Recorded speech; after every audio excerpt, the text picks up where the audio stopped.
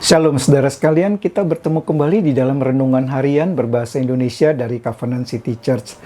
Saudara, apa yang muncul dalam pikiran saudara waktu melihat perbuatan-perbuatan dosa yang biasa kita kategorikan sebagai dosa-dosa yang besar, yang mencolok mata, seperti penyimpangan perilaku yang bertentangan dengan norma dan etika kehidupan di masyarakat, perbuatan-perbuatan yang kita anggap sebagai sebuah kejahatan, sebuah skandal, perilaku yang tidak bermoral, atau tingkah laku serta cara hidup yang jelas-jelas berlawanan dengan prinsip-prinsip kehidupan iman Kristen. Apa tanggapan saudara yang langsung muncul dalam pikiran saudara waktu melihat orang-orang yang melakukan dosa-dosa yang tanda kutip besar seperti itu? Nah, apakah saudara langsung menghakiminya? Atau mengutukinya? Atau mendoakannya? Atau di sisi yang lain, melihatnya sebagai sesuatu yang relatif, yang tidak bisa dikatakan sepenuhnya salah. Itu adalah bagian dari kebebasan setiap individu untuk menjalani hidupnya sesuai dengan apa yang dianggapnya benar, atau prinsip seperti itu yang kita kenal dengan relativisme. Apakah seperti itu? Nah, hari ini kita akan melihat dua kecenderungan respon yang bisa ada di dalam diri kita waktu kita melihat sesama kita, baik orang Kristen maupun non-Kristen, melakukan perbuatan-perbuatan dosa yang kita kategorikan sebagai dosa yang besar tersebut, yang terambil dari surat Roma pasal 2 ayat 1-4. Saya bacakan isinya, demikian firman Tuhan.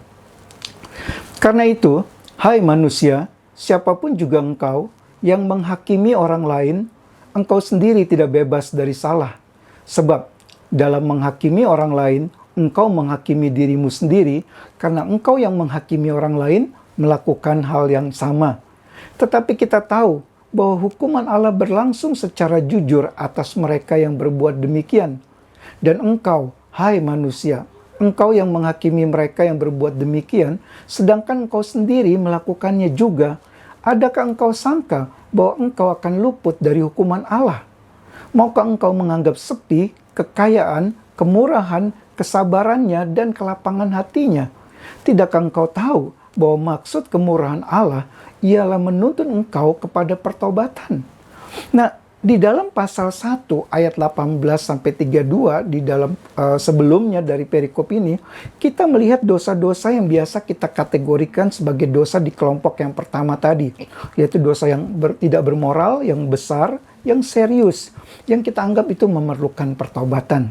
Nah, dosa tersebut sepertinya dilakukan oleh orang-orang yang belum percaya kepada Injil, yang dikatakan bahwa sebenarnya mereka tuh sudah tahu ada hukum Allah, namun mereka menindasnya dan Allah membiarkan mereka hidup dalam kecemaran seperti itu karena Allah akan menghukum mereka.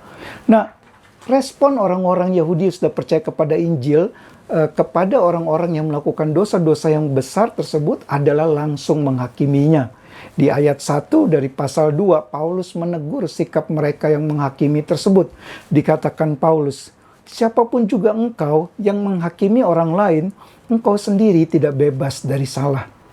Nah saudara, jangan salah paham. Ayat ini sama sekali tidak berarti bahwa kita tidak boleh melakukan penilaian terhadap kehidupan seseorang. Juga bukan berarti bahwa kita tidak boleh mengatakan hal yang salah, yang berdosa sebagai hal yang salah atau hal yang berdosa. Karena Tuhan Yesus sendiri melakukannya. Tuhan Yesus mengatakan bahwa kita jangan memberi barang yang kudus kepada anjing dan mutiara kepada babi. Atau dikatakan juga di dalam Matius itu, dari buahnya kamu akan mengenal mereka. Pohon yang baik, maka buahnya pun akan baik. Atau dari di bagian lain Tuhan Yesus mengatakan waspada terhadap nabi-nabi palsu yang akan datang menyamar sebagai domba padahal adalah serigala. Nah, artinya jelas di sini saudara bahwa kita boleh dan kita harus melakukan penilaian mana yang benar, mana yang salah, mana yang baik, mana yang buruk, mana yang berdosa dan tidak berdosa. Nah, kalau begitu apa yang Paulus tegur di sini? Paulus menegur mereka bukan karena penilaian yang mereka lakukan terhadap perbuatan-perbuatan dosa tersebut, tapi yang ditegur adalah spirit pembenaran diri yang ada di balik dari penilaian mereka tersebut. Mereka merasa diri dan hidup mereka itu lebih benar karena hidup moral mereka lebih baik dari orang-orang yang melakukan perbuatan-perbuatan berdosa itu. Bahkan ternyata kalau kita baca lagi, ada di antara mereka yang hidup di dalam dua standar. atau bersifat munafik terhadap perbuatan-perbuatan dosa itu. Di depan orang-orang lain mereka mengatakan hal itu adalah hal yang berdosa, namun di belakangnya ternyata mereka juga melakukan hal yang sama. Seperti dikatakan Paulus di dalam ayat yang ketiga, engkau yang menghakimi mereka yang berbuat demikian, sedangkan engkau sendiri melakukannya. Nah, ada satu kalimat yang menarik di sini, saudara. Kita perhatikan di dalam ayat yang ketiga tadi dikatakan Paulus, adakah engkau sangka engkau akan luput dari hukuman Allah? Mengapa Paulus katakan demikian? Mungkin mereka, orang-orang Yahudi yang sudah percaya kepada Injil ini, mereka orang yang mereka pikir mereka boleh melakukan dosa-dosa tersebut dan Allah menutup matanya dari dosa-dosa mereka karena mereka adalah umat pilihan Allah dan mereka tidak perlu bertobat, sehingga Paulus katakan itu. Dan Paulus langsung menjawab sendiri pertanyaannya dengan dia katakan, tidakkah engkau tahu bahwa maksud kemurahan Allah ialah menuntun engkau kepada pertobatan? Artinya Paulus mau katakan kalau Allah tidak menghukummu karena dosa tersebut, itu karena Allah ingin engkau bertobat. Kita lihat di sini, saudara sekalian, ada 3 sikap yang salah dari mereka yang ditegur oleh Paulus. Yang pertama, mereka merasa diri mereka lebih benar dari orang lain itu yang hidup moralnya tidak sebaik mereka. Yang kedua, mereka hidup dalam kemunafikan atau kepura-puraan. Dan yang ketiga, mereka melupakan kebutuhan mereka sendiri untuk pertobatan dari dosa-dosa mereka. Nah, saudara sekalian, ketiga hal tersebut, ini adalah hal yang bisa kita alami juga jika kita tidak berhati-hati dalam memandang perbuatan-perbuatan dosa yang besar tadi yang dilakukan oleh orang lain. Entah itu sesama orang percaya atau bukan orang percaya. Tentu sekali lagi saudara sekalian, masalah di sini bukanlah kita tidak boleh menilai sebuah perbuatan salah atau perbuatan dosa sebagai sebuah kesalahan dan dosa. Itu bukan hal yang kita tidak boleh lakukan. Namun kembali lagi, waktu kita melakukan penilaian tersebut, mari kita menguji hati kita sendiri.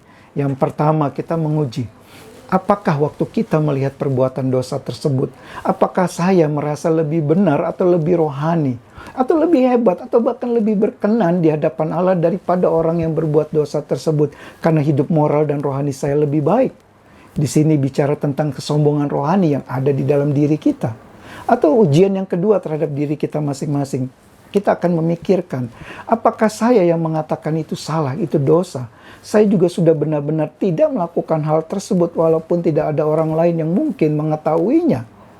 Dan yang ketiga yang perlu kita uji, apakah waktu kita melihat perbuatan dosa yang dilakukan oleh orang-orang tersebut, apakah saya selalu juga mengingat akan kebutuhan saya sendiri, akan pertobatan pribadi saya? Bukan hanya orang lain itu yang perlu bertobat, tapi saya juga.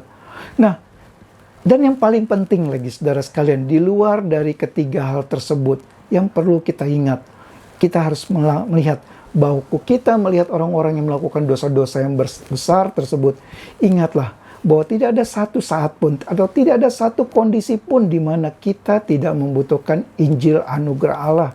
Entah mereka yang hidup moralnya sangat buruk maupun mereka yang hidup moralnya sangat baik, semuanya kita membutuhkan Injil. Waktu kita menyadari kebutuhan kita akan Injil ini, maka kita akan melihat bahwa semua kita adalah orang-orang berdosa. Entah itu yang dosanya sangat gamblang dan mencolok mata, maupun yang dosanya terselubung lebih halus di dalam hati yang tidak terlihat jelas oleh orang lain, tetapi Allah dapat melihatnya. Semua kita adalah orang-orang yang membutuhkan anugerah Allah dan harus bertobat dari dosa-dosa kita. Inilah yang dikatakan oleh Tuhan Yesus dalam khotbah di bukit. Berbahagialah orang yang miskin di hadapan Allah, karena merekalah yang empunya kerajaan sorga. Kita semua saudara sekalian, yang dosanya besar maupun yang dosanya kecil, adalah orang-orang yang miskin di hadapan Allah, yang tidak memiliki apapun yang bisa kita banggakan di hadapannya. Namun terkadang kita lupakan hal ini. Kita diingatkan hari ini bahwa orang yang miskin di hadapan Allah adalah mereka yang menyadari bahwa walau hidup moralnya itu sangat baik, walau hidup agamawinya juga sangat religius, itu semua tetap tidak dapat menyelamatkannya.